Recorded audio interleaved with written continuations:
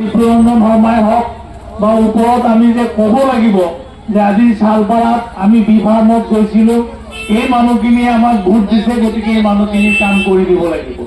ইতিমধ্যে চাওক ইমান ৰাস্তাৰ এটা ইমান সমস্যা, হয়তো আপোনালোকে এই সপ্তাহ 10 দিনৰ ভিতৰতে কাম চলি আছে, কাম হ'ব, আৰু যিখিনি কাম বাকী থাকিব সেই কামখিনিও আমি আমাৰ পাৰ্টিক দি পেলাই কৰাবৰ কাৰণে আমি চেষ্টা কৰিম।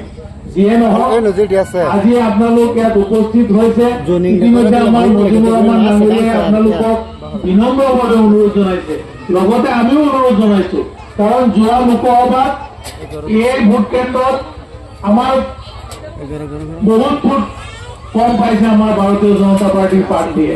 গতিকে এইবাৰ যাতে এই কথাটো নহয়, আপোনালোকে ইতিমধ্যে আমাৰ মজিবুৰ ৰহমান ডাঙৰীয়াই আপোনালোকক কৈছে, যদি এই নিৰ্বাচনত পদুম ফুলৰ ছবিত ভোট দি আমাৰ প্ৰাৰ্থীক জয়যুক্ত কৰাবৰ কাৰণে আপোনালোকক অনুৰোধ জনাই সকলোকে পুনৰবাৰ ধন্যবাদ জনাই মোৰ চমু বক্তব্য ইয়াতে সামৰিছো। ধন্যবাদ।